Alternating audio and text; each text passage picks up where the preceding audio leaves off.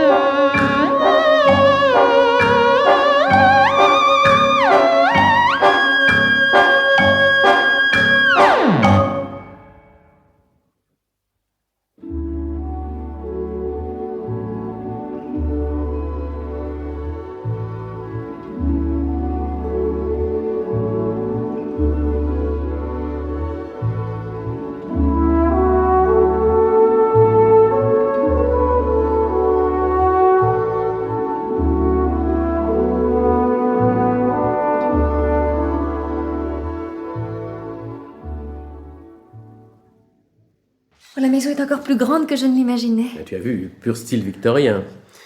Mais un de mes ancêtres était commandeur de l'ordre du bain. Il a fait bâtir une demeure digne de son rang. Tiens, là-bas, ce sont les écuries, tu vois? Oui. Le golf est de l'autre côté, près de l'étang. Ah, les fenêtres de la terrasse sont ouvertes. Ma mère est certainement dans son salon. Philippe. Oui, mon chéri? Attendons une minute avant d'entrer. Je suis un peu émue. Parce que tu vas faire sa connaissance?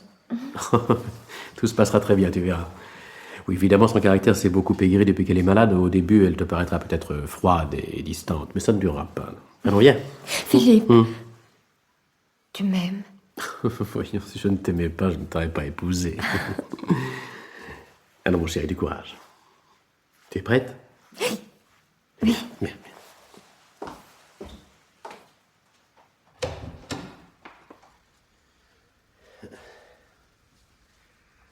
Bonjour, mère. Bonjour, Philippe. Mère, je vous présente Margaret. Bonjour, madame. Alors, voici la femme que mon fils a choisie pour épouse. Je me demandais si je vous connaîtrais un jour. Lorsque j'étais jeune, on présentait sa fiancée à ses parents avant de se marier, pas après. Autre temps, autre mère. N'en veuillez pas, mère. Tout s'est fait si vite. Approchez-vous, petite. Vous êtes jolie pour une Irlandaise. Montrez-moi votre main. Non, l'autre. Vous n'avez que votre alliance? Philippe ne vous a pas offert une bague? Je n'ai pas encore eu le temps de m'en occuper. Nous avons eu tant de choses à faire. Vraiment? Mais je peux attendre. Je n'ai pas épousé Philippe pour qu'il m'offre des bijoux. Vous êtes touchante. La bergère et le prince charmant. Un vrai conte de fées. Madame, Passe-moi le coffret qui est sur la table, Philippe. Bien. Merci. Vos doigts sont fins, petite. Cette bague est un peu trop large, il faudra que vous la fassiez resserrer. Oh, madame. Oh, elle est splendide. Oh, regarde, Philippe. Ah oui, très belle. Madame, je ne sais comment vous remercier. Ne me remerciez pas. C'est une tradition dans notre famille. La reine Victoria avait offert une étoile de diamant à l'arrière-grand-père de mon mari, en remerciement de ses bons et loyaux services.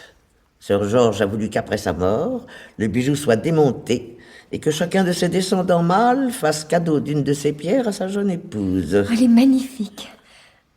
Je suis très touchée. Je vous remercie. Il n'y a pas de quoi. Je vous ai fait préparer la chambre bleue. Où sont vos bagages? Nous les avons laissés dans la voiture. Tu devrais aller les chercher, Philippe. Oh ben, rien de presse, je m'en occuperai plus tard. Il vaudrait mieux que tu y ailles tout de suite. Bien, mère.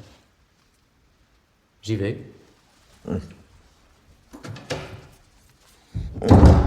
Petite, voulez-vous m'aider à ranger mes coussins, je vous prie? Mon oreiller a glissé. Celui-ci. Oui, c'est ça. Merci. Quand je ne suis pas appuyé, j'ai du mal à respirer. Je suis une vieille femme maintenant. Mon cœur est usé. Philippe m'a dit que vous étiez très bien soigné. Je me demande ce qu'il en sait. Le docteur Stone est une vieille bête. Heureusement, il fait ce que je lui dis. Il ne cherche pas à prendre l'initiative. Mon enfant, je veux être franche avec vous. Quand Philippe m'a écrit pour m'annoncer son prochain mariage, j'ai été profondément déçu. Notre famille est attachée à certaines traditions et jamais encore un Brackley n'avait épousé une étrangère. Je sais. Philippe me l'a dit. J'ai décidé alors de faire prendre des renseignements. Ne m'en veuillez pas. Philippe est mon fils unique, il était normal que je cherche à savoir qui vous étiez. C'est ainsi que j'ai appris que vous aviez 25 ans, que vos parents étaient morts, que vous deviez travailler pour gagner votre vie. Je n'ai jamais caché à Philippe que je n'avais pas de fortune. Je ne vous le reproche pas, ce n'est pas de votre faute. En bref, les renseignements que j'ai obtenus étaient très bons et mon inquiétude s'est dissipée en grande partie. Mais j'attendais de vous voir pour me faire une opinion définitive. Maintenant, je suis fixé. Vous me paraissez intelligente, digne, sensible. Je crois que nous nous entendrons très bien. Oh, vous ne pouvez savoir le plaisir que vous me faites en me disant ça, madame. Je dois vous avouer que moi aussi, j'attendais cette rencontre avec appréhension. Pourquoi? Philippe vous a dit tellement de mal de moi? Oh non, non. Mais je craignais que vous ne me preniez pour une intrigante. Oh. Ne me connaissant pas, vous auriez pu penser que j'avais épousé Philippe pour sa fortune. Sa fortune? Oui, oui, naturellement, sa fortune. Il a dû vous en parler. Il y a des choses qui se devinent sans qu'il soit besoin d'en parler. D'ailleurs, le nom des Brackley est connu, même en Irlande. Philippe, vous a-t-il parlé de son père? Non, jamais. Nous avons eu si peu de temps. Quand j'ai fait la connaissance de celui qui allait devenir mon mari, j'avais 18 ans. Il était beau, élégant, racé. Regardez, son portrait, là, près de la fenêtre. Philippe lui ressemble. Oui, Philippe lui ressemble. Nous nous sommes mariés très vite, nous aussi. Pendant quelques semaines, j'ai été follement heureuse. Mais bientôt, mes yeux se sont ouverts. J'ai compris certaines choses. Pourquoi me racontez-vous tout cela, madame? Parce que Philippe ressemble à son père. Il appartient aux 2 ou 3 clubs les plus fermés de Londres. Il est élégant, bien habillé. Ses succès féminins défraient la chronique mondaine. C'est un excellent chasseur. Il joue admirablement au polo. Mais c'est tout ce qu'il sait faire. Madame, Oui, oui, ma petite fille. Votre mari est un bon aria. Ce n'est pas vrai. On m'a dit que Philippe faisait parfois de discrètes allusions à sa fortune. Mensonge. Son père ne lui a légué que des dettes. Plus tard, après ma mort, il sera riche. Mais, pour le moment, il n'a pas un penny. Mais de quoi vit-il alors? Enfin, une question intelligente.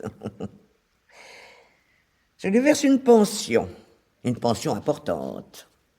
À plusieurs reprises, j'ai menacé de lui couper les vivres s'il ne mettait pas un terme à son existence oisive et dissolue. Il a toujours promis de s'amender. Oh, autant de promesses, autant de mensonges. Je vous remercie, madame. Je suis heureuse que vous m'ayez dit cela. Heureuse? Ah, c'est inattendu. Parfaitement. Heureuse. Que vous ayez raison ou que vous vous trompiez, cela importe peu. Grâce à vous, je sais maintenant que Philippe a besoin de moi. Je peux lui apporter quelque chose. Vous avez dit qu'il devait apprendre à se conduire en adulte. Eh bien, je l'y aiderai. Je serai avec lui, à côté de lui. Nous y arriverons, vous verrez. C'est tout ce que je souhaite, mon enfant. Mais la tâche sera difficile. Moi, j'ai été trop faible avec lui. Il y a longtemps que j'aurais dû... Voilà. C'est fait. Philippe. Oh, Philippe. Mais qu'est-ce qu'il y a? Mais tu as l'air bouleversée, ma chérie. Philippe, tu m'aimes, n'est-ce pas? Naturellement. Mais enfin, que se passe-t-il ici? Mère, que lui avez-vous dit? Ce que tu aurais dû lui dire toi-même, si tu avais eu un peu de courage et d'honnêteté. J'aurais dû m'en douter. C'est pour cela que vous vouliez rester seule avec elle. Margaret est ta femme, il est normal qu'elle sache à quoi s'en tenir sur ton compte. Je suis désolé, ma chérie. Tu comprends maintenant pourquoi j'ai attendu le plus longtemps possible avant de t'amener ici. Je redoutais les médisances de ma mère. La vérité te fait donc si peur. J'ai peur de votre vérité. La malveillance vous pousse à déformer les faits les plus simples pour le seul plaisir de faire du mal, par méchanceté pure. Philippe! Tu oublies à qui tu parles. Non, malheureusement. Je ne sais que trop. Tais-toi, Philippe. Après tout, ça me concerne aussi. Ce que m'a dit ta mère, j'aurais préféré l'apprendre de ta bouche. Enfin, on ne peut pas revenir en arrière. Nous en parlerons tranquillement plus tard. Tu verras que je n'ai rien à me reprocher. J'en suis sûre, mon chéri. Ce que je te demande maintenant, c'est d'oublier tout ça. De te souvenir simplement que nous sommes chez ta mère. Que tu es venu lui présenter ta femme. Nous n'avons pas beaucoup de temps à passer ici. Je ne voudrais pas que notre séjour soit gâché par ta colère. Philippe.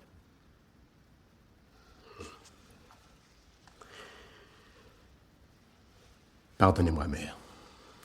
J'accepte tes excuses. Et vous, ma petite fille, je vous remercie. Philippe a beaucoup de chance d'avoir rencontré une femme telle que vous. Oh non, madame. Je l'aime. C'est tout. Mais ne parlons plus de ça, voulez-vous? C'est entendu. Ah, une chose pourtant. J'ai parlé de toi à Sir Henry Greff, Philippe. Il accepte de te prendre dans son aciérie comme stagiaire, bien entendu. À Sheffield? Oui, à Sheffield. Vous voulez que nous allions vivre dans cette ville noire et sale? Vous voulez que je m'enferme dans cette vieille usine crasseuse? Ah, pas si vieille que cela. Sir Henry t'attend la semaine prochaine. Vous n'avez pas perdu de temps. Pourquoi aurais-je dû attendre? Tu pourras profiter du week-end pour liquider tes affaires à Londres et déménager ton appartement. Si Margaret veut rester ici pendant ce temps, elle sera la bienvenue. Non, je vous remercie, mais il vaudrait mieux que j'accompagne Philippe. Il aura peut-être besoin de moi. Comme vous voudrez. J'ai l'habitude d'être seul. Vous verrez que Sheffield est une ville agréable. Sir Henry vous aidera à trouver un appartement. Je suis sûr que vous saurez l'installer de façon charmante. Je ferai de mon mieux. Vous aurez des frais. J'ai préparé cette enveloppe, Philippe. Mon cadeau de mariage, en quelque sorte. Merci, mère. Tu peux l'ouvrir. Cela vous permettra de vous installer confortablement. C'est une plaisanterie. Je n'ai jamais entendu dire qu'un chèque de 200 livres soit une plaisanterie. 200 livres. Enfin, que voulez-vous que je fasse de 200 livres? Ma voiture à elle seule coûte 10 fois cette somme. Tout cela. Mais tu n'auras qu'à la vendre alors. Une petite automobile sera bien suffisante pour vous deux. Mais c'est vrai, Philippe. Nous ferons des économies. D'ailleurs, je peux très bien continuer à travailler. N'en est pas question. La femme de Philip Brackley ne travaille pas. Et c'est à moi que l'on reproche d'avoir des idées arriérées. Non, tu ferais mieux d'écouter ta femme, mon fils. C'est elle qui a raison. Quand on est jeune, on doit savoir vivre de peu. Vivre de peu. C'est vous qui dites cela, mère. Vous qui n'avez jamais manqué de rien. Vous avez toujours possédé plus d'argent qu'il ne vous en fallait. C'est exact. Mon père et mon grand-père l'ont amassé livre par livre, grâce à leur travail. Car ils travaillaient, eux. Pourtant, cette fortune ne les a jamais grisés. Ils ont toujours vécu modestement. Vous êtes bien leur fille. Vous ne sortez jamais, vous ne recevez personne. Vous portez toujours la même robe noire. À quoi vous sert-elle cette fortune? À rien. Vous n'en profitez pas. Ce n'est pas une raison pour que tu la dépenses. Je n'ai pas l'intention de vous ruiner. Je vous demande seulement de m'aider à vivre décemment. Comme vous l'avez fait jusqu'ici. Sir Henry te versera certainement un salaire suffisant. Non, suffisant pour ne pas mourir de faim. Je t'en prie, Philippe. Cette discussion est odieuse. Après tout, l'argent n'est pas ce qui compte le plus dans l'existence. C'est très juste, mon enfant. Triomphez, mère. Vous triomphez parce que vous croyez me donner une leçon. Mais vous oubliez une chose. Je suis votre seul héritier. Philippe! Laissez, petite. Tu te fais des illusions, Philippe. Mon cœur est plus solide que tu ne le crois. J'ai encore de longues années à vivre. Vous savez bien que ce n'est pas vrai. Philippe, tais-toi! Il me suffit d'attendre un peu. Le jour où vous ne serez plus là, personne ne m'empêchera de vivre comme je l'entends. Tu es fou, tu ne te rends pas compte de ce que tu dis? Mais si, ma petite fille, mais si, il s'en rend très bien compte. Je vous l'avais dit. Quand vous le connaîtrez aussi bien que moi... Bonjour, Émilie. Je peux entrer? Édouard, tu fais d'où ici? J'arrive de Londres. Je vous dérange? Naturellement. Je vous ai dit 100 fois de téléphoner avant de venir. Je n'en ai pas eu le temps. J'ai pris le premier train en sortant du bureau. Eh bien, qu'est-ce que vous attendez pour entrer? Ne restez pas planté là, comme un piquet. Maintenant que vous êtes ici, je ne vais pas vous mettre à la porte. Que vous arrive-t-il, mon pauvre ami? Vous êtes tout crotté. Je suis venu à pied depuis la gare. Vous auriez pu prendre un taxi. Enfin, c'est votre affaire. Margaret, je vous présente Edward Stanmore, mon petit cousin qui s'occupe de mes intérêts. Alors voici la jeune Madame Brackley. Je suis heureux de faire votre connaissance. Moi aussi, monsieur. Je te félicite, mon garçon. Ta femme est tout à fait charmante. Merci, Edward. Je ne pensais pas te trouver ici. J'ai essayé de te joindre à ton club ce matin, mais on m'a dit que tu étais absent de Londres pour quelques jours. Ah, mon cher Edouard, vous ne m'avez certainement pas fait le voyage de Londres pour le seul plaisir de bavarder avec mon fils. En effet, Émilie, je voulais vous parler d'un bruit qui court dans la cité. Une souscription qui devrait vous intéresser. Ah bon, vous m'expliquerez cela après le dîner. Quelle heure est-il? 7 heures, mère. Nous passerons à table dans une demi-heure. Édouard, demandez aux domestiques de mettre un couvert de plus. Et dites-leur de vous préparer une chambre. Vous passerez la nuit, naturellement. Je ne voudrais pas vous déranger. Si vous aviez craint de me déranger, vous n'auriez pas débarqué à l'improviste sans même téléphoner. Philippe, aide-moi à me lever. Où allez-vous, mère? Je vais monter dans ma chambre pour me préparer. Voulez-vous que je vous aide? Non, non, inutile. Je peux encore marcher seul. Et inutile de vous habiller. Une cravate sombre suffira. Vous pouvez garder cette robe, ma petite fille? Bien, madame.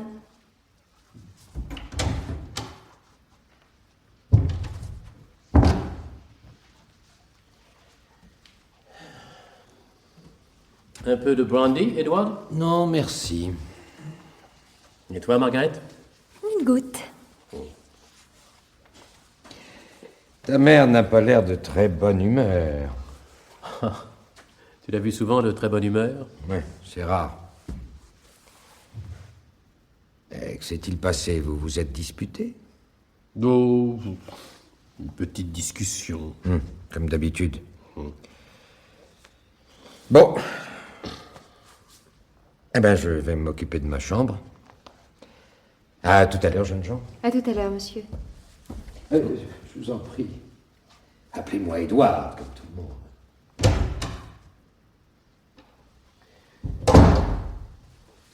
Tu veux encore une petite goutte de brandy? Non, merci. Qu'est-ce qu'il y a, Margaret? Tu parais soucieuse. Oui, Philippe. Cette horrible scène tout à l'heure avec ta mère. Cela Je t'avais prévenu, pourtant. Elle n'a pas un caractère facile. Je sais, mais... C'est une femme âgée. Elle est malade. Mais justement, elle vit seule ici, elle s'ennuie. Elle n'a rien d'autre à faire que d'écouter les commérages, les ragots. Du moindre incident, elle fait un drame. Je sais pas ce qu'elle t'a raconté, mais je t'assure... Je ne pense pas à ce qu'elle m'a dit, Philippe. Mais à ton attitude. Tu étais si dur, si vindicatif. Je ne te reconnaissais pas. Que veux-tu, je me mets facilement en colère. C'est un trait de mon caractère auquel tu devras t'habituer. Mais ce n'est pas une raison. Tu n'aurais pas dû être aussi brutal. Allons, c'est toi qui dramatise maintenant. Je suis certain que ma mère n'a pas attaché autant d'importance que toi à cette discussion. Tu appelles ça une discussion? Mais oui, tu verras demain matin. Elle aura tout oublié.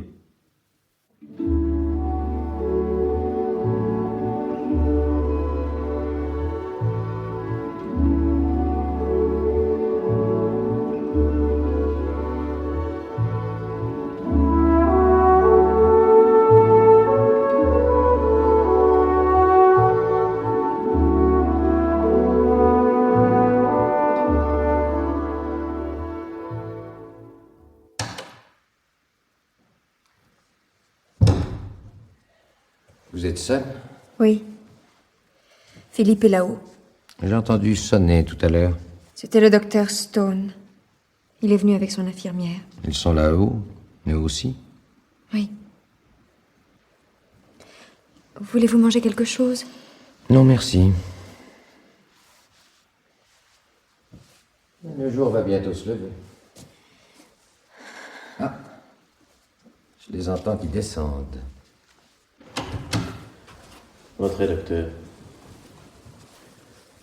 Vous connaissez notre cousin, Edward Stanmore? Oui, nous nous sommes déjà rencontrés. Bonjour, monsieur Stanmore. Je suis navré, docteur, de vous revoir dans d'aussi tristes circonstances. Moi aussi, monsieur Stanmore. Depuis le temps que je soignais Madame Brackley, elle était devenue presque une amie. Sa mort me touche profondément. C'est épouvantable. Elle paraissait si pleine de vie hier soir. Votre belle-mère souffrait d'une grave insuffisance cardiaque, madame. Cela entraînait une congestion des bases pulmonaires et une certaine gêne respiratoire. C'est pour ça qu'elle avait quelquefois l'impression d'étouffer. Exactement.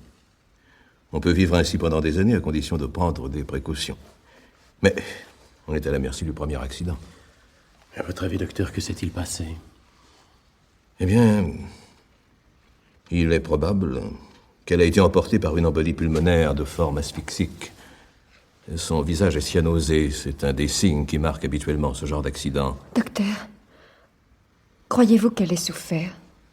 C'est difficile à dire, madame. La mort est quelquefois instantanée, mais il arrive aussi que le malade essaie de lutter contre la sensation d'étouffement, qu'il cherche de l'air, qu'il se débatte. Ça n'a certainement pas été son cas. Quand nous sommes entrés dans sa chambre, son lit était à peine défait. Les couvertures étaient bordées, les oreillers posés sur le fauteuil au pied du lit. Elle ne s'est certainement rendu compte de rien. Je le lui souhaite, monsieur. Aucun de vous n'a rien entendu? Elle n'a pas essayé d'appeler? Je crois que si. Vers 3 heures du matin, il m'a semblé entendre un gémissement. Sur le moment, je n'ai pas attaché d'importance, mais au bout de quelques minutes, j'ai pensé qu'Émilie ne se sentait peut-être pas bien. Je suis allé frapper à sa porte, et comme elle ne répondait pas, je suis entré. Quand je l'ai vue ainsi, la tête rejetée en arrière sur son traversin, j'ai tout de suite compris. Edward est venu nous réveiller, ma femme et moi. Je vous ai téléphoné immédiatement. Il n'y avait plus rien à faire, hélas. Je n'ai pas pensé à prendre les formulaires pour le certificat, monsieur Brackley. Je vais aller en chercher un chez moi. Je reviendrai dans une petite heure. En attendant, je vous laisse Miss Romley, mon infirmière. Elle s'occupera de la toilette de votre mère. Je vous remercie, docteur. C'est la moindre des choses. Au revoir, madame. Au revoir, docteur. Je vous raccompagne. Merci, monsieur Brackley.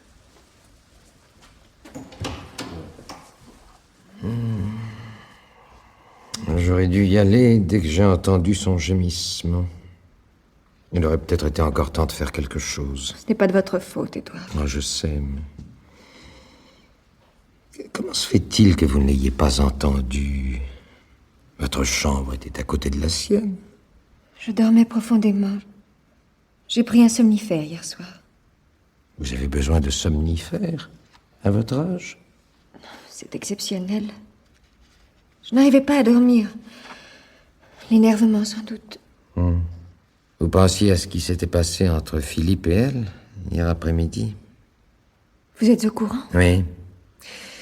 Émilie m'en a parlé après le dîner. Ça n'a pas dû être très agréable pour vous, quand on n'est pas habitué à ce genre de scène. Ça a été affreux.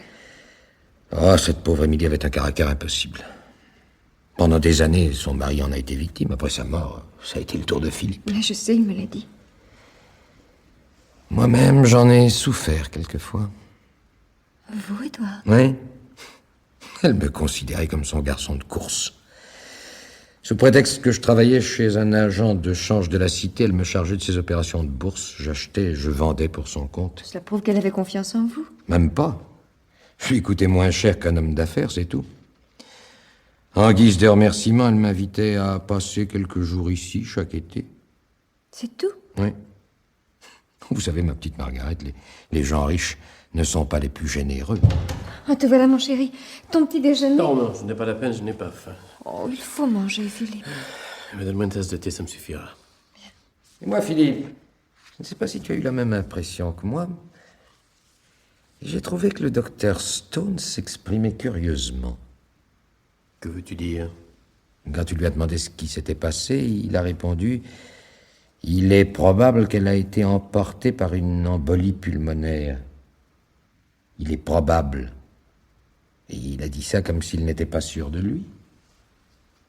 Pas sûr de lui? Qu'est-ce que tu vas chercher, là? Je me demande... Quoi? Eh bien, parle! Je sais que c'est idiot, mais...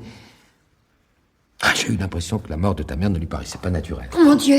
Tu es fou! Vous voulez dire que quelqu'un l'aurait... Enfin, c'est absurde!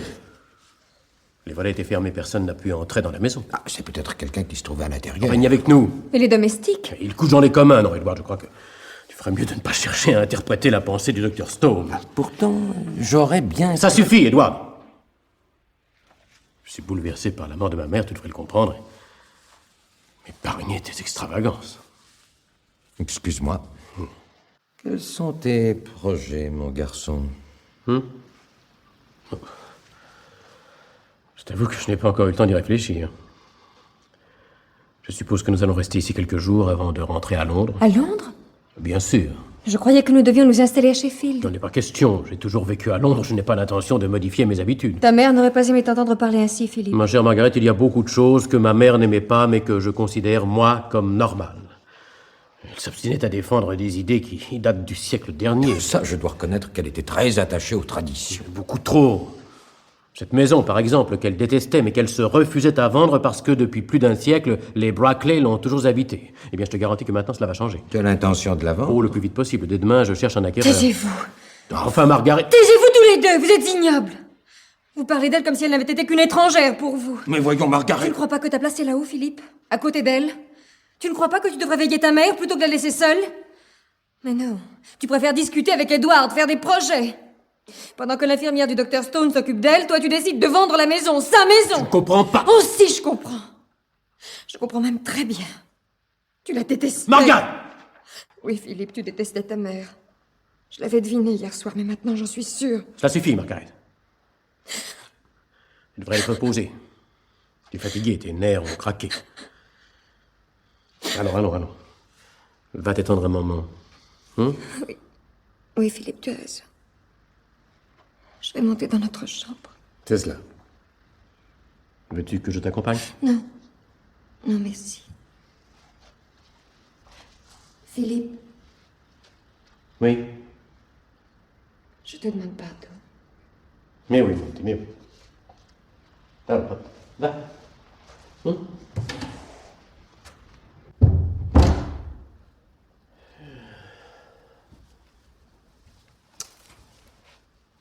Cette scène était ridicule. Margaret est très émotive.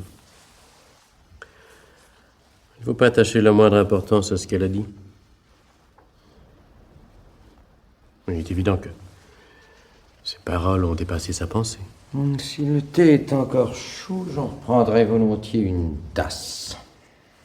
Veux-tu que je te serve? S'il te plaît, mon garçon. Du lait? Un nuage. Tiens. Merci. Mon pauvre Philippe, ça doit être dur pour toi. Oui. Nous ne nous entendions pas toujours très bien, mais... Au fond, je l'aimais beaucoup. Mais... Oui.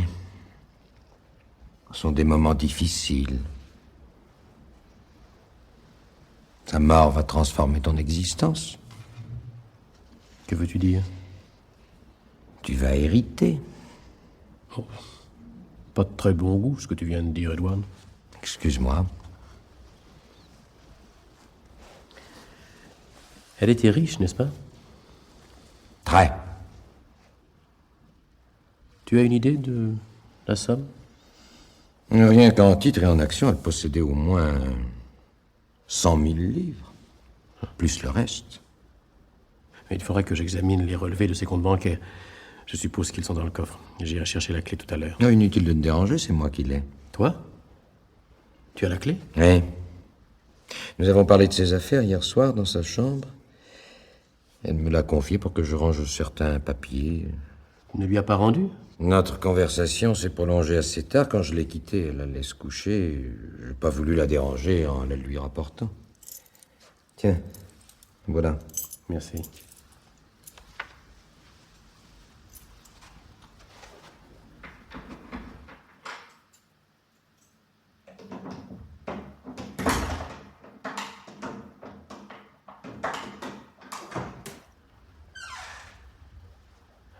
Ses bijoux. Papier de famille. Des lettres de mon père. Ah voilà. Banque. Ah oui. Il y a plus de 40 000 livres. Les actions sont dans le coffre, elles aussi? Oui, je pourrais t'en donner la liste, si tu veux. Non, il n'y a qu'à regarder ça tout de suite. Tout est là? Certainement. Mais je ne comprends pas. Qu'est-ce qu'il y a? Elle m'avait dit le mois dernier qu'elle venait d'acheter un gros paquet d'actions d'une société pétrolière. Il y en avait pour 15 000 livres, je ne les vois pas. Sais-tu où elles sont? À ta place, mon garçon, je crois que je ne chercherai pas trop à savoir ce qu'elles sont devenues. Edward, Oui, Philippe? je n'aime pas du tout cette histoire. Quelle histoire? Le paquet d'actions qui a disparu. La clé du coffre qui était dans ta poche. Je t'ai dit que ta mère me l'avait C'est confiée. bien ce qui m'étonne. Elle n'avait confiance en personne. Je ne crois pas qu'elle t'ait donné cette clé. Vraiment? Cette nuit, avant de venir me réveiller, tu es entré dans sa chambre.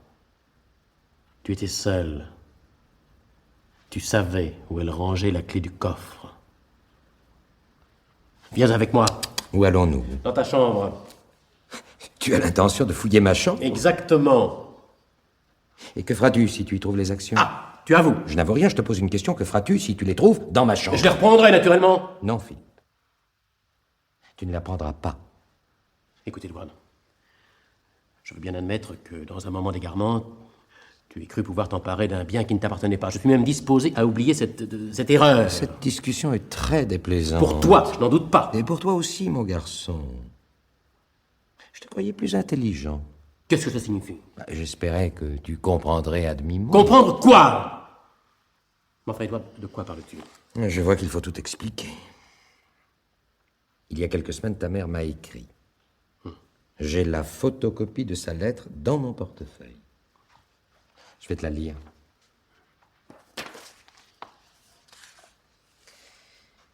Mon cher Edward, je vous envoie la procuration que vous m'avez demandée. Il s'agissait d'un pouvoir pour une assemblée générale. Voilà ce qui te concerne. Philippe vient de m'écrire pour m'annoncer son prochain mariage. Je me fais beaucoup de soucis à son sujet. Je l'ai informé récemment que j'avais décidé de ne plus lui verser sa pension. Il a pris cela très mal. Je le sais prêt à tout pour s'approprier ma fortune et je ne peux m'empêcher d'être inquiète. La suite ne présente pas d'intérêt.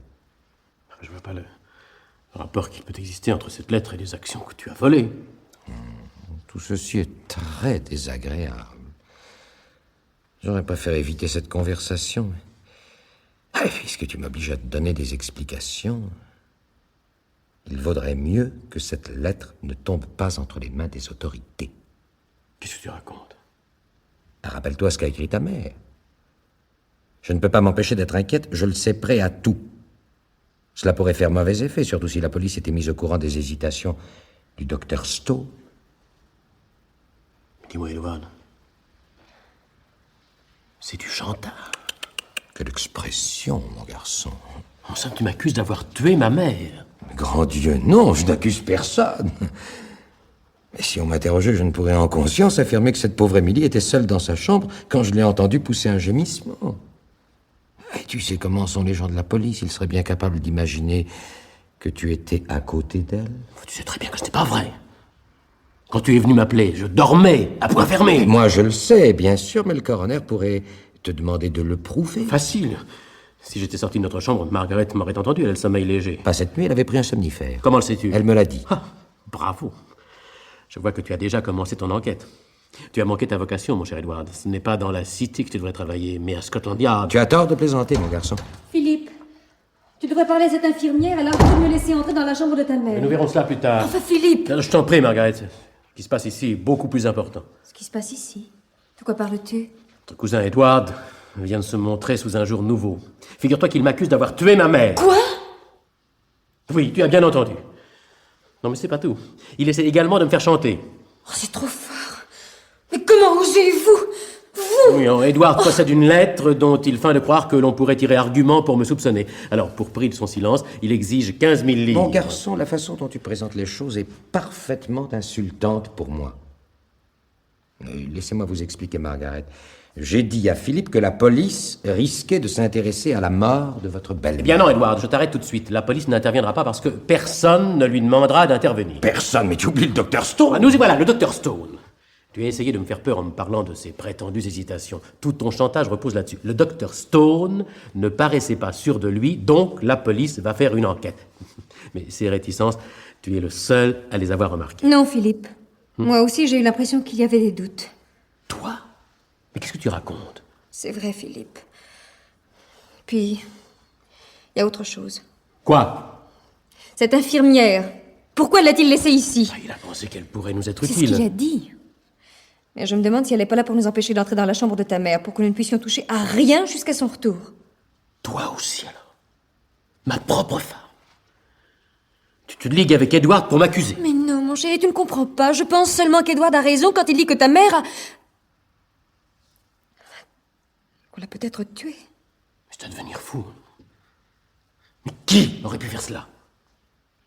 Edward. Allons, bon, qu'allez-vous chercher là? Oui. Vous, Edward. Vous détestiez votre cousine. Vous me l'avez dit vous-même. Moi?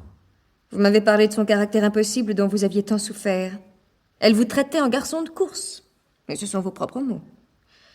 Quand vous m'avez dit que pour tout salaire, elle vous invitait à passer quelques jours ici, j'ai senti votre haine. Vous vous égarez, ma chère. Tu ne vois pas que j'ai raison, Philippe. Mais regarde-le, ton cousin, avec son vieux costume élimé. Un petit employé d'agent de change. Il est pauvre. Il n'a même pas pu se payer un taxi pour venir de la gare hier. Que n'aurait-il pas fait pour 15 000 livres? Bien sûr. Comment n'y ai-je pas pensé plus tôt? Cette fortune qui te passait entre les mains et à laquelle tu ne pouvais pas toucher, ça t'a rendu fou, Edward. Tu en voulais ta part. Mais tu savais que ma mère ne te donnerait jamais rien, alors tu as échafaudé ton plan. D'abord la tuer et ensuite me faire chanter. Tu me prêtes une intelligence machiavélique que je suis loin de posséder, Il mon te garçon. suffisait d'attendre l'occasion favorable. Hier, elle s'est présentée, tu savais que nous étions ici. Non, je l'ignorais. C'est faux! Tu as téléphoné à mon club. Ne le nie pas, tu l'as dit toi-même. Or, j'avais donné pour consigne, si quelqu'un m'appelait, de dire que j'étais ici. C'est pour cela que tu es venu. Tu savais que tu me trouverais là. Mais rappelle-toi, mon chéri, comme ta mère était surprise de le voir arriver. Il n'avait aucune autre raison de venir. Cette nuit, tu as attendu que tout le monde soit endormi, puis tu t'es glissé dans sa chambre. Tu n'avais plus ensuite qu'à venir nous réveiller, et prétendant avoir été alerté par ce fameux gémissement, que tu es le seul à avoir entendu. Vous n'êtes qu'un assassin. Vous êtes bien acharnée à m'accuser, ma chère Margaret. Vous avez tué une malheureuse femme sans défense, presque impotente. Quand je pense, Philippe, que tu m'as reproché d'avoir trop d'imagination... Mais que devrais-je dire, moi, après vous avoir entendu? Et cette lettre dont tu m'as montré la photocopie, tu ne l'avais pas apportée par hasard. Tu savais qu'elle te serait utile. Ah, la lettre. Eh bien, parlons-en de cette lettre. J'aurais dû te la lire entièrement. Je n'en vois pas l'utilité. Eh bien, attends avant de juger. Écoute ce qu'a écrit ta mère, mon garçon. Philippe ne me dit presque rien de la personne qu'il va épouser. J'aimerais, mon cher Edward, que vous fassiez une enquête au sujet de cette Margaret Kilcock, dont je sais seulement qu'elle est irlandaise et qu'elle habite Dublin. Si vous espériez me surprendre, vous allez être déçu. Votre cousine m'a parlé de cette enquête hier. Décidément, Edward, je vais d'étonnement en étonnement. Après tout ce que je viens d'apprendre sur ton compte, je ne pensais pas découvrir en plus que tu te livrais à ces besognes de basse police. Non, je ne l'ai pas faite moi-même. J'en ai laissé le soin à une officine spécialisée. Une agence de police privée? Qu'avez-vous appris? Eh bien, parlez. Qu'est-ce qu'il y a, Margaret? Tu parais inquiète tout à coup. Moi? Pas du tout. Ta mère m'a dit qu'elle n'avait obtenu que de bons renseignements. Exact, les informations que je lui ai communiquées étaient, disons, anodines. Je n'ai pas voulu l'ennuyer en lui disant tout ce que je savais. Qu'est-ce que cela signifie? Ne l'écoute pas, mon chéri. Tu vois bien Un qu'il... instant, Margaret. Edward, j'aimerais que tu t'exprimes clairement. Qui s'est occupé de votre licence de mariage? Margaret, j'ai horreur des formalités administratives. Autrement dit, tu n'as pas vu son acte de naissance. Vous êtes ignoble, Edward. Tu ignores donc qu'il y a 5 ans, Margaret Kilcock a épousé un certain Donald Lauger, de 40 ans son aîné. Quoi? Toi, Margaret? Tu étais mariée? Mais alors? Non, rassure-toi, quand tu l'as épousée, elle était veuve. Donald Lauger est mort peu de temps après leur mariage. Margaret, Margaret, pourquoi ne m'en as-tu pas parlé? À quoi cela aurait-il servi? Je t'aime, Philippe. Je pensais que le reste n'avait pas d'importance. Pas d'importance. Un autre mariage. Mais pour moi, ce n'était qu'un mauvais souvenir. Philippe. Oh, Philippe, mon chéri, il faut me croire. J'aurais tant voulu ne plus jamais en entendre parler. J'ai été tellement malheureuse avec lui. Alors ça m'aurait dû être un soulagement pour vous, d'autant plus qu'il vous laissait une belle fortune. Salaud. Fortune qui d'ailleurs a fondu comme neige au soleil. Il ne vous a pas fallu 3 ans pour tout dépenser. Pour l'amour du ciel, Philippe, fais-le taire. J'ai tout fait pour oublier cet homme. Ah ça c'est vrai, vous avez tout fait pour l'oublier. Lord Costello vous y a beaucoup aidé, je crois. Oh, vous êtes encore pire que je ne l'imaginais, Edward. Lord Costello, qui est-ce? Un vieux gentleman très connu dans le sud de l'Irlande. Margaret a été le rayon de soleil qui a égayé ses vieux jours. Margaret, ce n'est pas vrai, n'est-ce pas? Il faut me comprendre, Philippe. J'étais seule, désemparée. Je n'avais personne sur qui m'appuyer. Le vieux Lord Costello a dépensé beaucoup d'argent pour sa jeune maîtresse. Malheureusement, il est mort voici 3 mois et cette pauvre Margaret s'est retrouvée de nouveau seule et sans fortune. Quand tu l'as rencontrée, mon garçon, elle cherchait un nouveau pigeon, si tu me permets l'expression. Elle t'a cru riche. Elle s'est intéressée à toi. Non! Non, ce n'est pas vrai. Ce n'est pas pour cela. Oh, Philippe, je t'aime, mon chéri. Une aventurière. J'ai épousé une Mais aventurière. laisse-moi t'expliquer, Ah Philippe. non, ça suffit. Tu t'es bien payé ma tête, hein? Mon amour, mon chéri, je t'aime. Et moi, comme un idiot, je t'ai cru. Mais Philippe, Tais-toi! enfin- De quoi vais-je avoir l'air quand on apprendra la vérité? Car ces choses-là finissent toujours par se savoir. Je n'oserais même plus me montrer au club, je serais ridiculisé. Et ton honneur sera bafoué. Oui, mon honneur sera... Oh, mais ma parole, tu te moques de moi. Alors que tu n'as pas cessé de mentir depuis que nous nous connaissons, tu oses te moquer de moi. Et toi, Philippe? Tu ne m'as pas menti?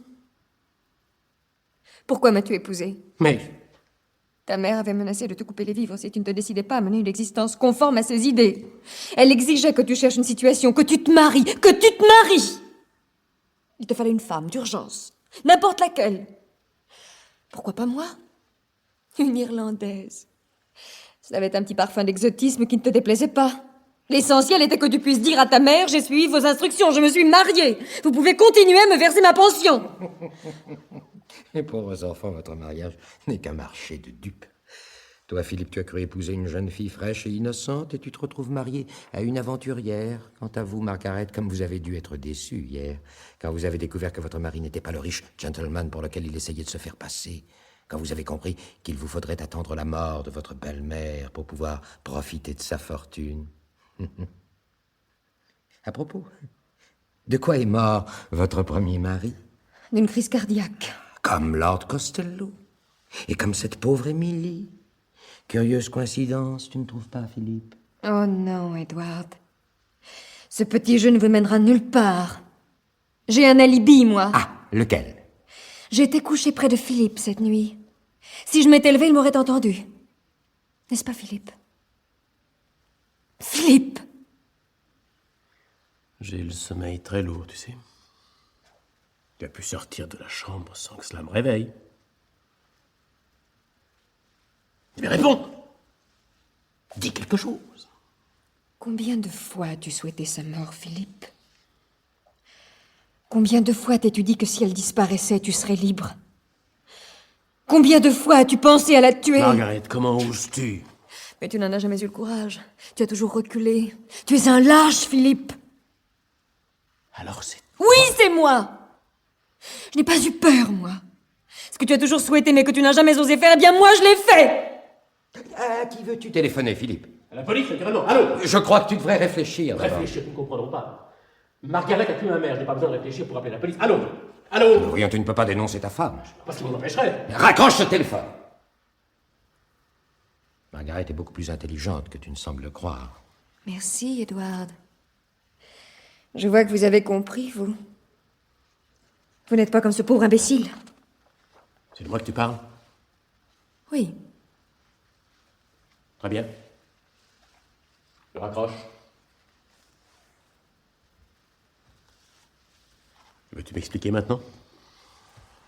Si tu appelles la police, je jurerai que tu t'es levé cette nuit. Quand on connaîtra ton passé, tes accusations ne vaudront pas cher. Tu oublies la lettre, Philippe. La lettre que ta mère m'a envoyée. Et qui te désigne comme le meurtrier. Tu es ignoble. Épargne-moi tes leçons de morale, s'il te plaît. Après tout, tu as obtenu ce que tu voulais. Tu es riche maintenant. Dans quelques mois, nous nous séparerons. Le divorce sera prononcé À tes torts, tu me verseras la moitié de tout ce que tu possèdes. Ensuite, tu n'entendras plus jamais parler de moi. Je ne demande que cela. Quant à cette lettre, Edward, je préférerais la garder moi-même. Qu'en penses-tu, Philippe? Comme si j'avais le choix. Où est-elle? Chez moi, à Londres? Les actions sont dans ta chambre, naturellement. Naturellement. Parfait. Vous allez rentrer à Londres. Vous reviendrez le plus vite possible avec la lettre. En attendant votre retour, les actions resteront ici. Entendu. À quelle heure le prochain train? 9h17. Alors j'ai tout mon temps. L'un de vous avait la gentillesse de préparer un peu de thé. J'y vais. Attends! Écoute! Une voiture. C'est probablement le docteur Stone. Oui, c'est sa voiture. Il s'arrête. Qu'est-ce qu'il y a? Il n'est pas seul. Qui? Je ne sais pas. Un homme. Ils entrent dans la maison.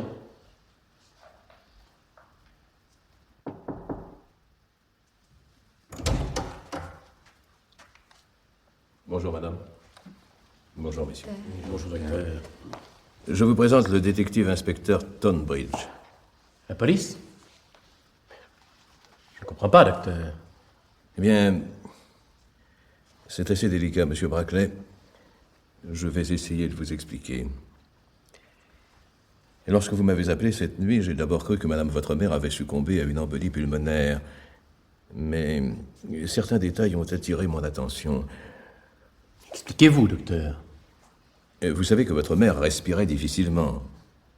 Elle était toujours adossée à des coussins et ne pouvait s'allonger sous peine d'étouffer.